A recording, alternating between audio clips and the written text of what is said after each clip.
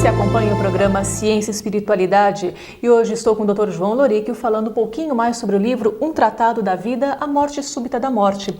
Esse livro foi editado pela Mundo Maior Editora. Bom, Dr. João, como que está a aceitação desse livro no meio espírita? O interessante é que nós não esperávamos a aceitação desse tipo. A aceitação que está tendo é no sentido de divulgação, como exposição de assuntos a respeito da morte. Então eu tenho ido em vários centros espíritas que quando chegam e falam: doutor, nós estamos estudando aqui uma vez por semana o seu livro Morte Súbita da Morte. Porque cada capítulo que o senhor está trazendo no livro traz um entendimento inédito, né? Casos que explica mais profundamente e com base científica, como a velhice, como as mortes coletivas, vários tipos de desencarne, como a morte biológica, como é que acontece, como é visto isso da espiritualidade, a morte biológica nossa. Então são assuntos que, apesar de nós termos vários livros que tratam da morte dentro da doutrina espírita, ela está trazendo assuntos diferenciados desses aí e mais profundos. Então, está levando alguns centros espíritas a fazer esses estudos semanais, de capítulo por semana, a respeito do livro, para trazer esse esclarecimento para o público espírita. Certo. E esse livro, ele é adquirido em qualquer livraria? Qualquer livraria, centros espírita, e eu lanço todos os meus livros na livraria Saraiva, aqui em São Paulo, e tem exposto lá esse livro. E eu fico satisfeito porque é uma livraria leiga e tem nossos livros lá colocados.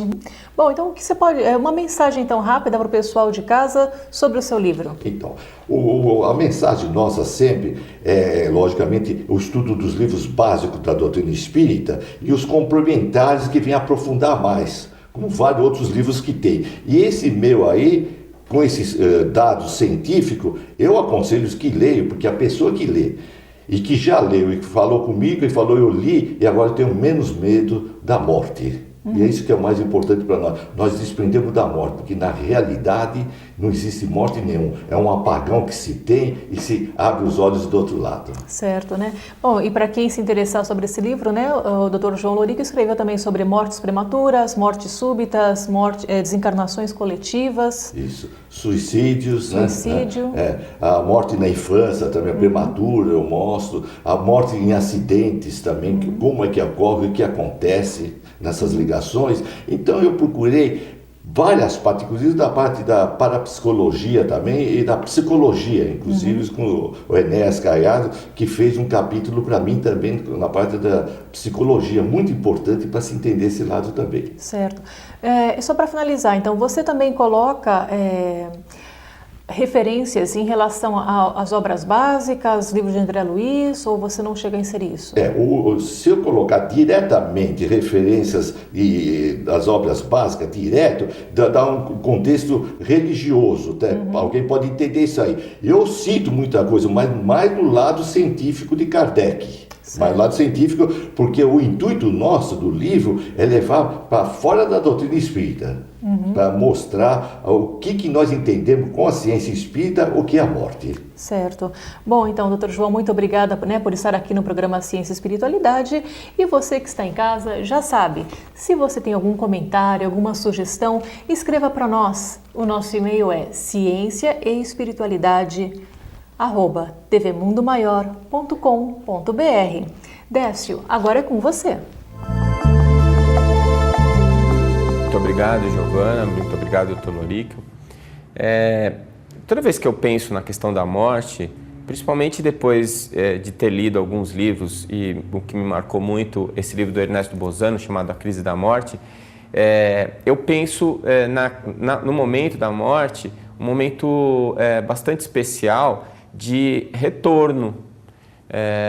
Quando a gente lê os livros de André Luiz, e agora aproveitando até para falar do filme Nosso Lar, né, que está passando nos cinemas, quando as pessoas vão reencarnar, elas se despedem a um momento de tristeza, que é como se aquela pessoa estivesse morrendo. Então, na verdade, nascer e morrer são dois lados da mesma moeda.